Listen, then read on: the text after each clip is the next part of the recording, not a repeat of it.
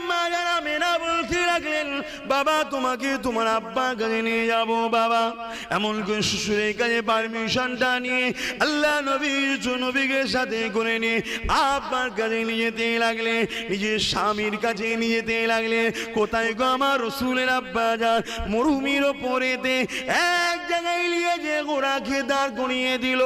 এই জায়গাতে তোমার আব্বা ওই যে উঁচু টিলাটা করা রয়েছে এই জায়গায় রয়েছে। তোমার আব্বা এমন একটা জায়গায় চলে গেছে, আর কোনোদিন ফিরে আসবে না।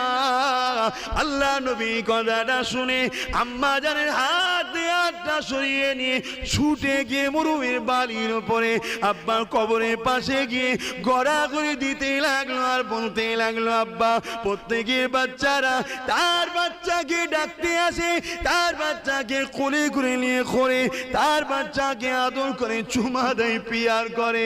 আব্বা আমি মুহাম্মদ, কোনদিন আপনি আমাকে মুহাম্মদ বলে ডাকলেন না, কোনদিন আমাকে কোলে নিলেন না, আমাকে কোনদিন চুমা দিলেন না।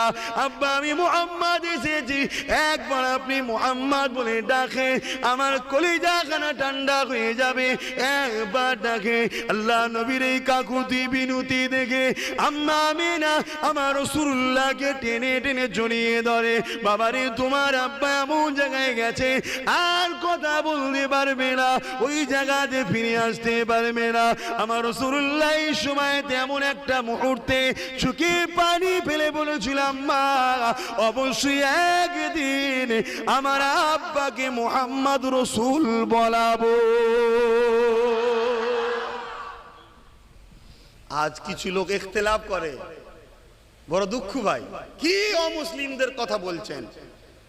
মুসলিম দাবিদার বড় বড় মুফতি মাওলানা দাঁড়িয়ে রেখে বলে রাসূলুল্লাহর আব্বা আম্মা জাহান্নামী। বলো নাউজুবিল্লাহ। এই ফাটা কপালে, তুই জান্নাতে যাবি কি আগে ভাব।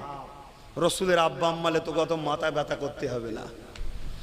রাসূলুল্লাহর কোনো ব্যাপারে কোনো জিনিস রাসূলের সঙ্গে জড়িয়ে আছে, কোনোটাকে অপমান করার অধিকার নাই। কথা বুঝে আসছে? তারিখের কিতাবের মধ্যে আছে, বহুত হাদিস থেকে প্রমাণ আছে, আমার রাসূল পাক সাল্লাল্লাহু আলাইহি সাল্লামের আব্বা দ্বীনে ইব্রাহিমের মধ্যে ছিলেন। জোরে বলুন সুবহানাল্লাহ। এবং পরবর্তীতে তিনার আব্বা আম্মা উভয়কেই আমার আল্লাহ পাকের হুকুমে রাসূলুল্লাহ দোয়ার ওসিলায় আমার রাসূল তিনাদেরকে কবর মোবারক থেকে তুলে কলেমা শরীফ পড়িয়েছিলেন। জোরে বলুন সুবহানাল্লাহ। কি জিন্দেগি আমার রাসূলের! এত কষ্ট, এত ব্যথা বেদনা নিয়ে ছোটবেলা থেকে বড় হয়েছে। অচ্ছা আল্লাহর দোস্ত তিনি, দোনো জাহানের শাহী ইনশাআল্লাহ তিনাকে করেছে।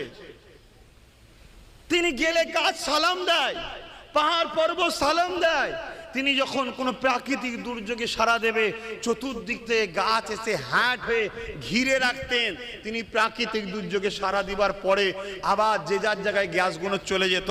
সাহাবারা বলতেন আমরা দ্রুত এই জায়গায় যেতাম, কোনো কিছু দেখতে পেতাম না, শুধু খুশবু বাহির হতো। জোরে বলুন সুবহানাল্লাহ। আর একটু জোরে বলবেন না?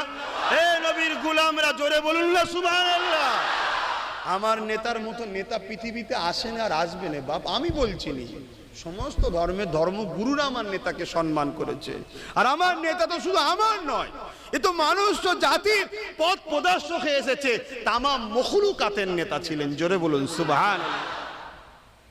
তার আদর্শ কেমন ছিল!